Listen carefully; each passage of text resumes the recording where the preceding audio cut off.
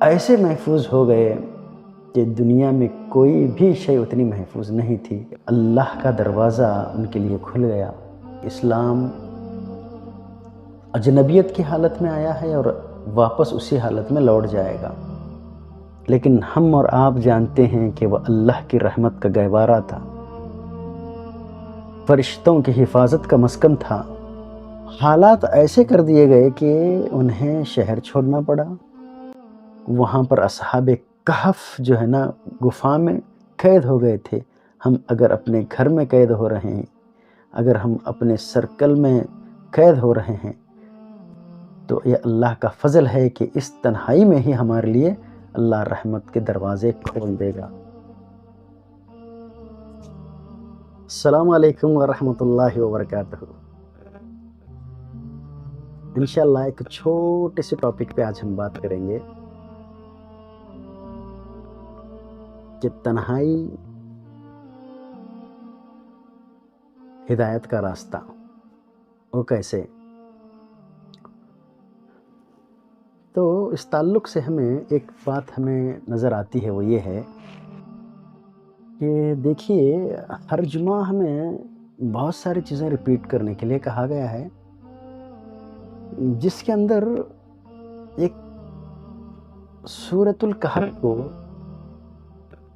ہر جمعہ میں پڑھنے کی فضائل میں جہاں تک مجھے یاد آتا ہے وہ یہ چیز ہے کہ اس کے لیے ایک ہدایت کا ذریعہ یا روشنی کا ذریعہ بنتے ہیں۔ بہت سارے نکات ہیں ویسے الحمدللہ۔ ایک جو بہت بڑی چیز جو میں نے نوٹس کی ہے وہ یہ ہے کہ جب زمانہ گمراہی پر ہو اور دل آپ کا چاہے کہ آپ نیکی پر چلیں، راہ ہدایت پائیں، اور چاہتا بھی ہے انشاءاللہ ہر ایک کا دل، ایک انوکھی بات انشاءاللہ بتانی ہے مجھے، ذرا آپ بنی رہیے، اس کو سکپ مت کیجیے۔ ہر ایک کا دل چاہتا ہے کہ ہم ہدایت پر رہیں، ہر ایک کا دل چاہتا ہے کہ ہم ایمان والے بن کر کے رہیں، وہ زندگی کو گزاریں جو زندگی واقعی میں معنی خیز ہے اصلیت میں۔ تو جب ہم اس راہ پر نکل پڑتے ہیں تو میجورٹی کیونکہ اسے پسند نہیں کرتی ہے، تو میجورٹی آپ کو کنارہ کشی کرنے پر مجبور کر دیتی ہے اور آپ تنہا ہو جاتے ہو، یا پھر وہ تنہائی پہلے کے زمانوں میں فزیکل انداز میں ہوا کرتی تھی، یعنی کہ دکھائی دیتی تھی وہ تنہائی، لیکن آج کی تنہائی جو دکھائی نہیں دیتی ہے وہ کیسے؟ میں آپ کے سامنے پہلے مثال لوں گا کہ دیکھیے کہ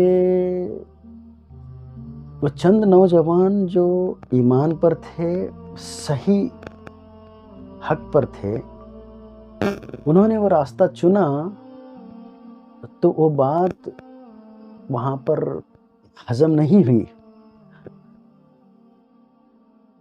گویا کہ وہ اجنبیت ان کے اندر آ گئی، یا لوگ انہیں ایک اجنبی رویے سے دیکھنے لگے۔ اور ایک حدیث بھی ہے کہ اللہ کے رسول صلی اللہ علیہ وسلم نے جو فرمایا ہے کہ اسلام اجنبیت کی حالت میں آیا ہے اور واپس اسی حالت میں لوٹ جائے گا، تو اس کی ڈیٹیل آپ سب جانتے ہیں۔ ویسے ہی حال ان کا ہوا کہ جو چند نوجوان اصحاب کہف نکلے اپنے شہر سے، تو وہاں سے خاص پروان چڑھتا ہے ایمان، رحمت کے دروازے، اور اللہ کی خاص عنایت اسی کے بعد ملتی ہے۔ اصحاب کہف جب نکلے، بے ساز و سامان، جب اللہ پر یقین رکھ کر کے نکلے، لوگ سمجھے کہ وہ دنیا سے اجنبی بن گئے، یا ان کا حال ایسا ہے کہ انہیں کوئی جانتا نہیں ہے، لیکن جیسے ہی وہ دنیا کے لیے اجنبی انجان بن کر نکل کر کے بیابان میں نکلے، اللہ کا دروازہ ان کے لیے کھل گیا، وہ اللہ کی ایک غار کی پناہ میں آ گئے۔ لوگوں کے دکھنے کے لیے وہ ایک صرف پتھر کا ایک غار تھی، لیکن ہم اور آپ جانتے ہیں کہ وہ اللہ کی رحمت کا گہوارہ تھا، فرشتوں کی حفاظت کا مسکن تھا، اور ایسا نشان تھا کہ تا قیامت قرآن کے اندر مقرر ہو گیا، اور قیامت تک جب بھی کوئی حفظ کرنے والا حفظ کرے گا، سورہ کہف پڑھنے والا پڑھے گا، ان کا قصہ اللہ نے امر کر دیا۔ تو اس طرح کے فیصلے اور قدم اٹھانے کے بعد ہی اللہ کی خاص رحمت آتی ہے۔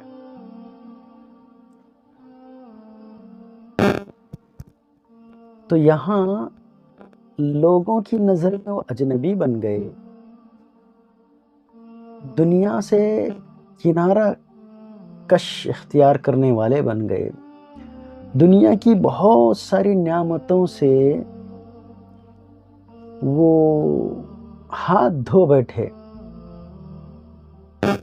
ظاہر میں، لیکن اصل میں کیا تھا؟ وہ اللہ کی رحمت میں جا بسے، اللہ کی کرم میں جا بسے، فرشتوں کی حفاظت میں، جہاں لوگ اپنی صحت کو بچاتے بچاتے تھک گئے، اپنے فصلوں کو بچاتے بچاتے تھک گئے، اپنے آپ کو بچاتے ہوئے سارے طبیبوں کے باوجود ان کی صحتیں ڈھل گئیں، لیکن یہ اصحاب کہف کئی سو سال تک اس غار میں رہے، جس غار میں 24 گھنٹے کے لیے بھی کوئی کھانا محفوظ نہیں رہ سکتا، سالوں سال تک نہ ان کی عمریں ڈھلیں، نہ ان کے جسم کمزور ہوئے، نہ ایسے محفوظ ہو گئے کہ دنیا میں کوئی بھی شے اتنی محفوظ نہیں تھی جتنے یہ تھے، اور اللہ نے انہیں اٹھایا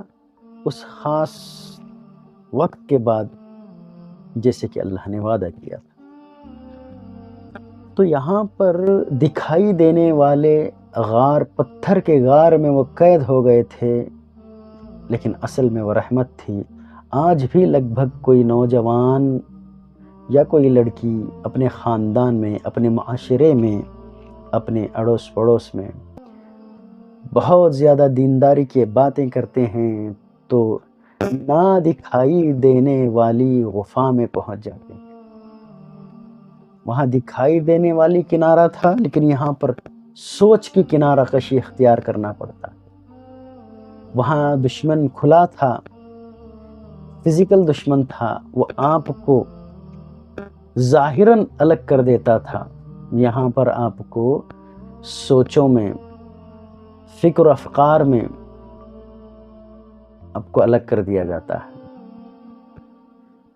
یہ چھوٹی سی مثال دوں تو آپ کے اسٹیٹس بلاک ہو جاتے ہیں، آپ کو بغیر بتائے ہوئے محفلیں ہونے لگتی ہیں، اور دھیرے دھیرے کر کے محفل میں ہو کر بھی آپ کو تنہائی کا احساس ہونے لگتا ہے۔ لیکن وہاں پر غفا پتھر میں تھی، یہاں پر غفا دل میں ہو جاتی ہے۔ لیکن میرے بھائی، میری بہن، اگر اس طرح کے حالات ہو جائیں تو اصحاب کہف کا وہ واقعہ یاد رکھیے کہ جو غار میں پہنچنے کے بعد اللہ کا خاص کرم اور عنایت میں وہ پہنچ گئے، ویسے ہی آپ اگر صبر اور تشکر کا جذبہ رکھیں تو چند ہی لمحوں کے بعد اللہ اس تنہائی کو، اس اکیلے پن کو جس طرح اصحاب کہف کو نوازا ویسے ہی نوازتا چلا جاتا ہے۔ پھر اس کے بعد آنکھوں کو وہ کچھ نظر آتا ہے، دل کو وہ کچھ محسوس ہوتا ہے جو دنیا کی لذتوں میں وہ لذت نہیں ہوتی، دنیا کی نعمتوں میں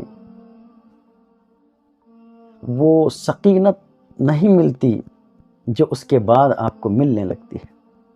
ہر چیز میں آپ اللہ کے مظاہر کو دیکھتے ہو، محسوس کرتے ہو، ہر فیصلے میں، ہر سوچ میں، ہر فکر میں، لیکن پہلے آپ کو تنہائی سے گزرنا ہوتا ہے۔ جس طرح اصحاب کہف غار کی تنہائی سے گزرے، آپ بھی دین کا کام کرتے ہوئے سوچ اور فکر کی تنہائی میں آپ کے سوچ کے لوگ آپ کو ایسا لگے گا کہ لگ بھگ میرے خاندان میں کوئی نہیں ہے، میرے آڑوس اور پڑوس میں کوئی نہیں ہے، میرے اطراف اور اکناف میں کوئی نہیں ہے، میں تنہا ہو چکا ہوں یا ہو چکی ہوں۔ یہی تنہائی اللہ کے قرب کا ذریعہ بنتی ہے، یہی تنہائی اس غار میں لے جاتی ہے آپ کو جس غار کے محافظ فرشتے ہوتے ہیں، جس غار میں اللہ کی سکینت ابھرتی ہے، جس غار میں سے اللہ پھر آپ کو اپنا مقرب بنا لیتا ہے، فرشتوں کا مقرب آپ بن جاؤ گے۔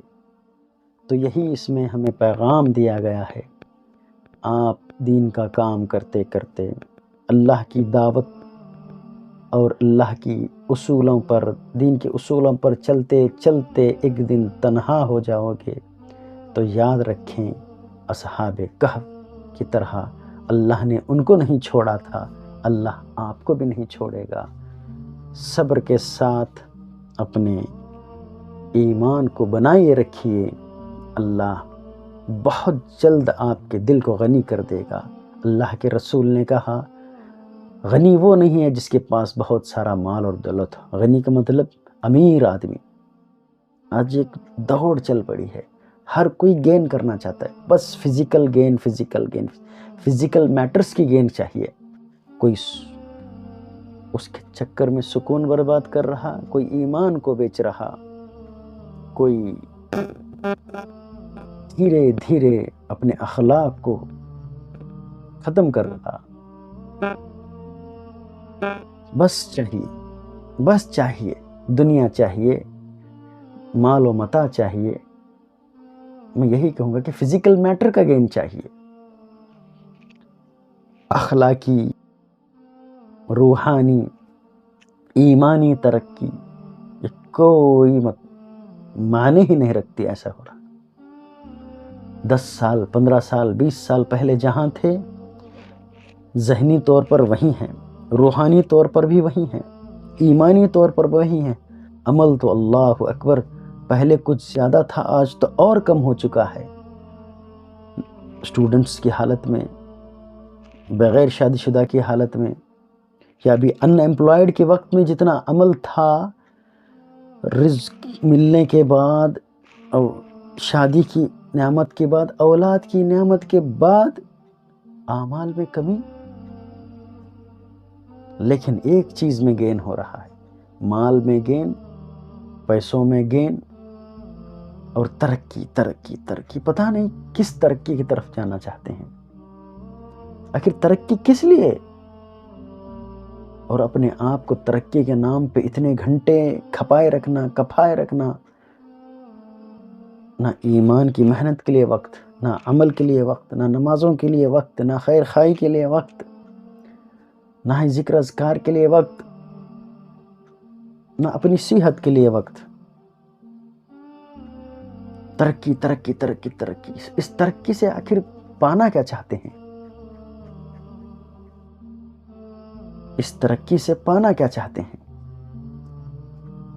اگر وہی کچھ ملے گا جو ہمارے باپ داداؤں کو ملا تھا، ان سے پہلے کے پڑ داداؤں کو ملا تھا، یا 5-6 پشت پہلے والوں کو جو ملا تھا، وہی ملنا ہے تو اتنی محنت کیوں؟ میرے کہنے کا مطلب یہ ہے کہ انہوں نے پانی پیا، ہم بھی پانی ہی پئیں گے، انہوں نے چاول کھائے، ہم بھی چاول کھائیں گے، انہوں نے گیہوں کا ہی کھایا، ہم بھی گیہوں کا کھائیں گے، انہوں نے جوار کھائی، ہم بھی جوار کھائیں گے، انہوں نے کپڑے پہنے، ہم بھی کپڑے ہی پہنیں گے۔ ہم سونا چاندی نہیں کھا سکتے، ہم کیمیکلز نہیں نہا سکتے، ہم اوڑھنے کے لیے دھات نہیں اوڑھ سکتے، یعنی کہ منرلز نہیں اوڑھ سکتے، تو پھر ترقی کس چیز کی طرف؟ آخر ہم کنزیوم کیا کرنا چاہ رہے ہیں؟ وہی کچھ سب کچھ انہیں 4 گھنٹے کی 8 گھنٹے کی محنت سے ملا تھا. تو آج کل بچے صبح 6 بجے سے لے کر کے واپس اسکول سے آنے تک ٹیوشننگ، پھر ہوم ورک، پھر گویا کہ ان کا 24 گھنٹے کا شیڈول اتنا ٹائٹ کہ پوری ایجوکیشن یعنی کہ 24 سال تک ماسٹر ڈگری کے وقت تک ان کے پاس بالکل وقت نہیں ہے. اور اس ریس میں ماں کے پاس بھی وقت نہیں، اس ریس میں باپ کے پاس بھی وقت نہیں، اس ریس میں پورے خاندان کے پاس بھی وقت نہیں ہے. اور حاصل کیا ہو رہا ہے؟ وہی کھائیں گے جو چاول باپ دادا نے کھایا تھا، وہی نہائیں گے پانی اور وہی پانی پئیں گے.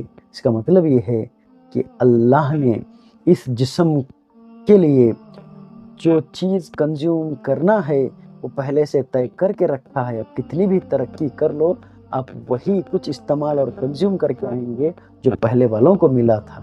بس آنکھ کا دھوکہ ہے کہ میری دیوار پہ ٹائلز ہے، میری دیوار پہ سونا ہے، میرے ہاتھ میں چاندی ہے یا میرے ہاتھ میں ڈائمنڈ ہے، میرے ہاتھ میں پلیٹینم ہے، جو کہ وہ میرے جسم کے اندر داخل نہیں ہو سکتا.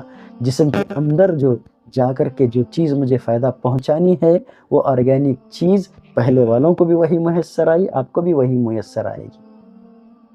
پہلے والوں نے وہی کنزیوم کیا، آپ بھی وہی کنزیوم کریں گے. پہلے والوں نے جو پہنا کپڑا جسم سے وہی پہنیں گے. اس کے بعد کی چیزیں یہ سب کچھ ایک وہم ہے، ترقی کے نام پہ اپنے آپ کا سکون برباد کرنے والی چیز ہے. اس حد تک ترقی جائز ہے جب تک کہ ایمان نہ ٹوٹے، جب تک اعمال نہ چھوٹیں، جب تک ذکر کے لیے وقت ملے، جب تک اگلی نسل کو ایمان بچا کر رکھنے میں ہم وقت دے سکیں اور گمراہ نہ ہو سکیں، اس وقت تک ترقی الحمدللہ قابل قبول ہے. ترقی کے نام پر گمراہی، ترقی کے نام پر عمل کو چھوڑنا، ترقی کے نام پر ذکر و اذکار سے دامن چھڑا لینے کا وقت آنے لگے تو سمجھ لیجئے یہ ترقی نہیں ہے، یہ زوال ہے، اعمال کا زوال ہے، ایمان کا زوال ہے، یہ اذکار کا زوال ہے، یعنی کہ سکون کو کھونے کا ذریعہ ہے. اس لیے آج کل ہم دیکھتے ہیں کہ پچھلے زمانوں میں لوگ اتنے ڈپریشنز میں نہیں تھے جتنے آج ڈپریشن کا شکار ہیں. اتنے بے سکونی کی حالت کبھی نہیں تھی، آج ترقی کے باوجود بھی بے سکونی کی حالت ہے.